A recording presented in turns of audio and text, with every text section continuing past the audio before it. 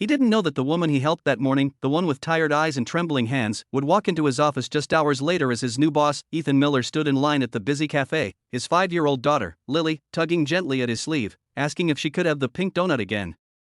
He smiled, distracted, fumbling through his wallet, counting the last few bills before payday. It had been another long week: work, daycare, bills piling up, the usual rhythm of a single father's life. The woman in front of him seemed out of place, elegant but disheveled, like someone who hadn't slept all night. Her black blazer was neat, but her eyes carried a story of exhaustion and heartache. She tried to pay, only to realize her card wasn't going through. The line behind her began to grow restless, people sighing, murmuring under their breath. She mumbled an apology, cheeks flushing with embarrassment. Before she could say more, Ethan quietly stepped forward and offered his card. "Don't worry about it," he said softly, his voice calm but firm. "I've been there." She looked up, startled, her eyes glistening. "You don't have to, it's fine," he interrupted with a kind smile. "Just pay it forward someday." She hesitated, then nodded slowly. "Thank you," she whispered, her voice barely audible. They shared a brief moment, strangers connected not by circumstance, but by simple human kindness. She gave a faint smile, took her coffee, and left. Ethan didn't think much of it after that. He was used to helping people quietly, just as many had once helped him when his wife passed away 3 years earlier. He never expected anything in return, but fate, it seemed, had other plans. Later that morning, Ethan arrived at work, a mid-sized construction management firm where he'd been struggling to balance field work and administrative duties. There were whispers around the office that a new CEO was joining today, someone brought in after the company's recent merger. Ethan didn't care much for corporate drama. His world revolved around getting home in time to make Lily dinner and read her a bedtime story. The office buzzed with anticipation as the meeting room filled. Ethan took his seat in the back, checking his phone to see a photo Lily's teacher had sent her, painting of me and Daddy building castles. He smiled to himself, lost in the moment, until the door opened. The room fell silent. In walked the same woman from the cafe. Her presence commanded attention, not because of her beauty, though she was striking, but because of the quiet confidence she now carried. Her earlier vulnerability was gone, replaced by poise and determination. She stepped up to the front, smiled politely, and introduced herself. "Good morning, everyone. I'm Claire Donovan, your new CEO." Ethan's heart nearly stopped. She met his eyes briefly, a flicker of recognition crossing her face, but she continued her speech smoothly, as though nothing unusual had happened. He sat frozen, mind racing. He just bought coffee for his boss. The next few days were awkward. Ethan tried to keep his head down, hoping she wouldn't notice him, but life has a way of forcing connections that are meant to be. During a project briefing later that week, she approached him directly. "Mr. Miller," she said, her tone calm but curious. "Can I have a word?" He nodded nervously, following her into her office. She smiled faintly once the door closed. "I owe you a coffee," she said softly. Ethan chuckled nervously.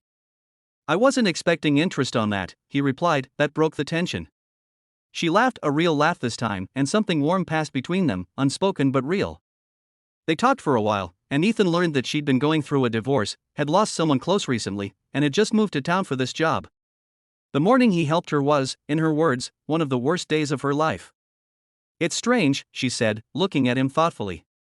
"You helped me when you didn't even know me. Most people just look away."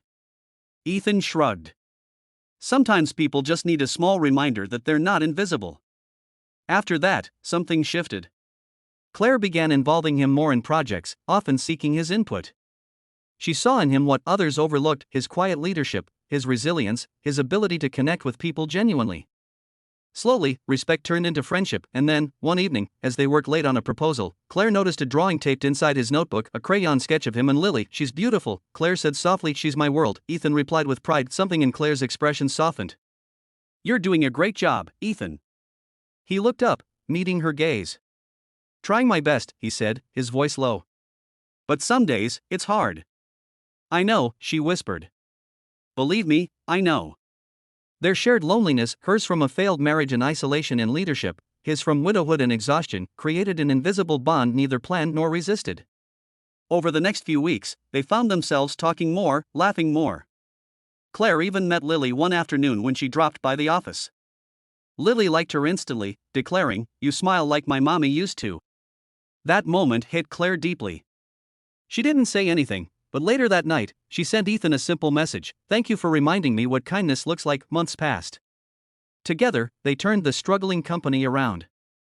Projects began succeeding under Claire's leadership and Ethan's innovation.